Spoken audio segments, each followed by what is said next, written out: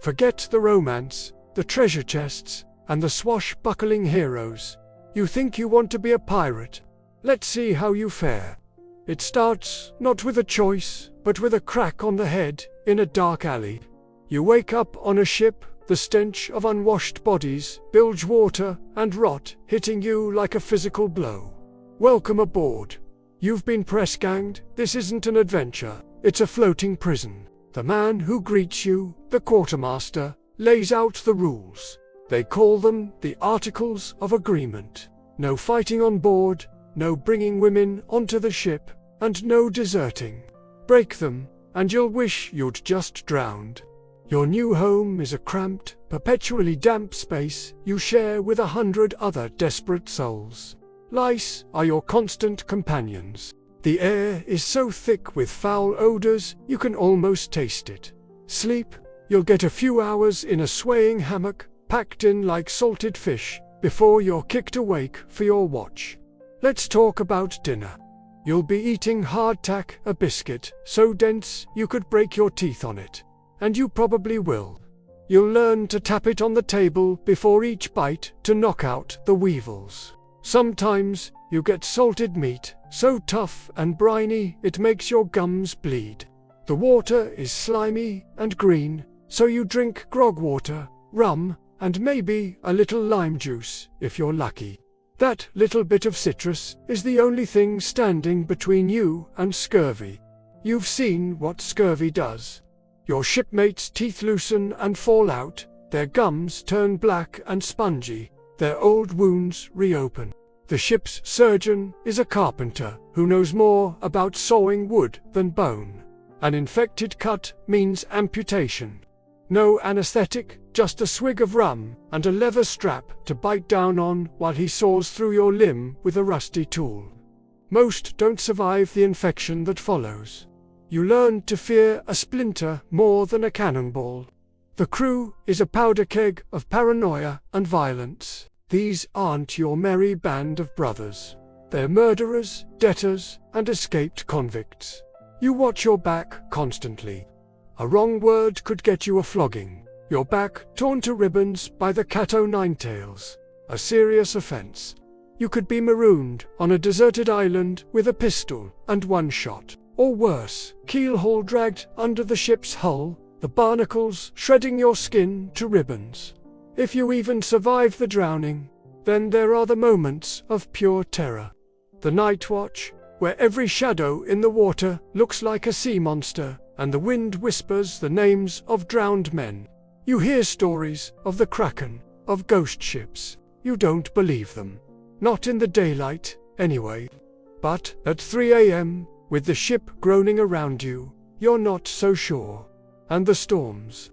A force of nature that makes you feel utterly insignificant. The sky turns black, waves as tall as mountains crash over the deck, and the ship creaks and moans like it's about to splinter into 1,000 pieces. You tie yourself to the mast and pray to a god you long forgot, just trying to survive until morning. When you finally spot a merchant ship, it's not a moment of glory. It's a jolt of primal fear.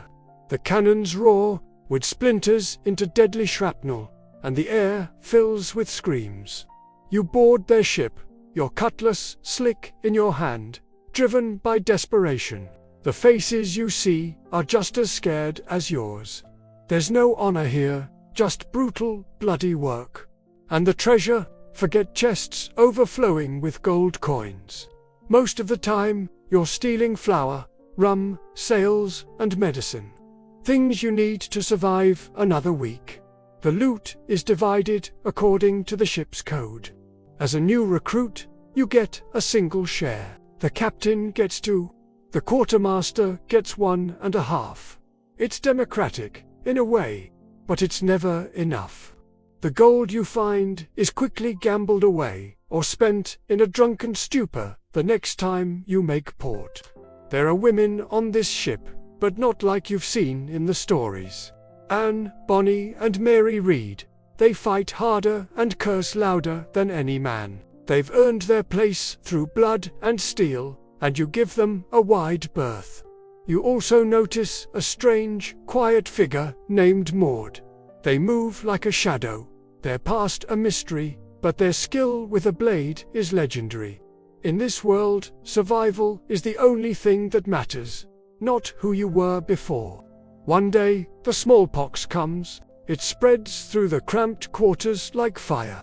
Men you shared a drink with yesterday are now covered in pustules, burning with fever, their bodies tossed overboard without ceremony.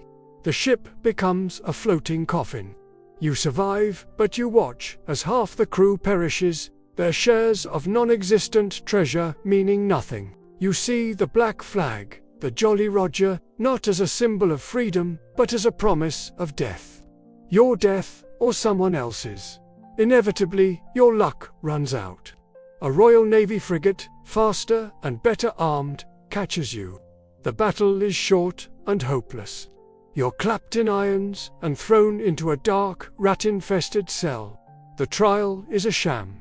You're a pirate. Your fate was sealed the moment they caught you. You stand on the gallows, the rope rough against your neck, looking out at the jeering crowd. This is it, the end of your miserable journey. But just as the platform is about to drop, an explosion rocks the docks. Chaos erupts. In the confusion, a familiar hand grabs you. It's Maud. They cut your ropes and drag you through the smoke and fire. You don't know why they saved you, but you don't ask. You just run. Years later, you're living under a new name in a quiet port town. You have a small house, a steady job. Your hands are calloused, your body is a roadmap of scars, and you wake up screaming some nights. You see the ghosts of your shipmates in the faces of strangers. No one here knows what you were, what you did. You survived, but you left a piece of your soul out there, lost on the cruel, unforgiving sea. So, tell me again, you still want to be a pirate? Thanks for watching. If you're fascinated by the dark side of history, make sure to subscribe and hit that notification bell. We've got more myths to bust. See you next time.